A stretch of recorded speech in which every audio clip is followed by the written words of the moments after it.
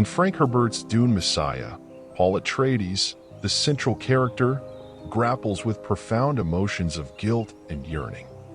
Despite his powerful position as a Messiah figure for 12 years, he feels the weight of responsibility and a desire for a simpler life with his lover, Chani. However, Paul is haunted by his prophetic visions, foreseeing Chani's tragic fate in childbirth. Feeling powerless against fate, Paul allows his wife, Princess Irulan, to administer contraceptives to Chani, leading to his guilt over her infertility. Yet, when Chani does become pregnant, Paul is burdened by guilt for subjecting her to a foreseen death. Amidst his longing for a different outcome, Paul also embraces reminders of his past, such as the revived Gola of his friend Duncan Idaho, despite knowing it's a weapon against him. Through Paul's struggles, the novel delves into the universal themes of guilt and longing, highlighting their destructive nature when they overshadow one's life, ultimately portraying the human tendency to be tormented by futile emotions. Dune and its sequel diverge in their exploration of power dynamics. While Dune focuses on the ascent of its protagonist, Paul Atreides, to a position of supreme authority, Dune Messiah takes a contrasting path, delving into the complexities of power once attained. Frank Herbert intentionally subverts the conventional narrative of heroism by portraying Paul's struggle with the limitations of his power.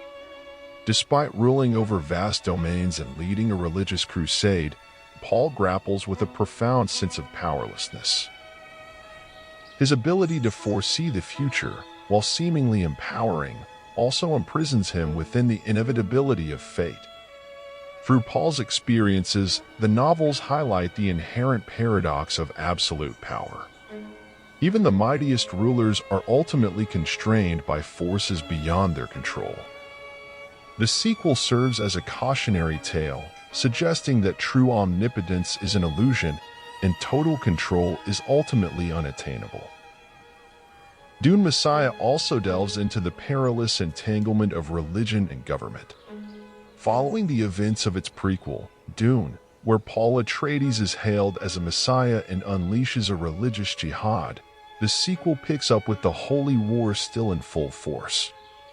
Paul struggles with his dual roles as leader and religious figure, burdened by the jihad's expansion that has ravaged the universe, leading to the deaths of billions. Paul and his sister Alia find themselves worshipped as gods by fanatical pilgrims. Despite longing to escape, he realizes his legacy will perpetuate the jihad's corruption. Discovering a conspiracy against him within the religious group of Arrakis, Paul's frustration reaches its peak. In a final act, he walks into the desert, ending his life and fulfilling a Freeman tradition, preventing his deification. This act not only ensures his children's succession, but also underscores the novel's warning about the dangers of fanaticism and religion, advocating for trust in humanity over religious authority for effective governance. The spice serves as a potent symbol of power and its adverse outcomes. As an addictive substance with fatal withdrawal symptoms, spice serves as Paul's primary means of wielding power, effectively dominating the universe as its sole provider. However, Paul's reliance on melange paradoxically renders his power incomplete, as he grapples with the notion that absolute control over the cosmos is unattainable for one individual. Melange epitomizes this notion of power's inherent limitations. Furthermore, the spice also signifies the adverse effects of power. Both Paul and Alia experience addiction to melange, despite its enhancement of their prescient abilities. Yet, they harbor resentment towards their foresight, longing for a life devoid of such burdens.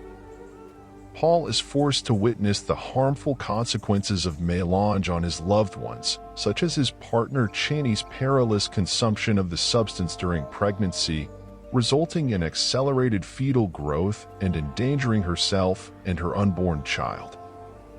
Thus, melange serves as a symbol of the guilt and yearning for a normal life that accompany the wielding of power. In Dune Messiah, the eyes serve as a symbol for trustworthiness and humanity. Upon arriving on Dune, Hate's mechanical eyes disturbs Paul, hinting at a potential threat despite resembling his trusted mentor, Duncan Idaho. Paul grapples with the duality of his human eyes and his visions, longing to trade his ability to foresee the future, wishing he could rely solely on his human sight to see the world. This underscores the theme that blindness to fate is preferred more than knowing the future. When Paul is later blinded, he relies on his prescience, feeling like a mere instrument of fate, ultimately leading to his demise in the desert. This highlights the flawed nature of power, as Paul's attachment to his human limitations prevents him from fully embracing his superhuman abilities. The exploration of fate and the ability to foresee the future is central. The protagonist, Paul Atreides, possesses the power of prescience, allowing him to foresee events accurately. However, this gift is depicted as a burden, and it comes with dire consequences. As pointed out by the narrator, complete foresight is described as being lethal. Paul grapples with the anguish of knowing his predetermined future, including the death of his beloved and his own downfall, leading to a sense of powerlessness. Even when blinded physically, his prescience remains his guiding light. However, this newfound acceptance of fate brings unexpected joys, such as the surprise birth of twins instead of the predicted daughter. Ultimately, Dune Messiah underscores the idea that true choice and peace come from embracing one's destiny, even in the face of seemingly predetermined outcomes.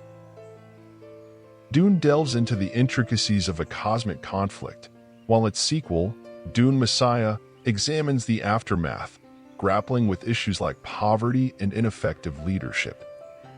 The book also delves into the relationship between religion and politics, drawing inspiration from psychological pioneers like Freud.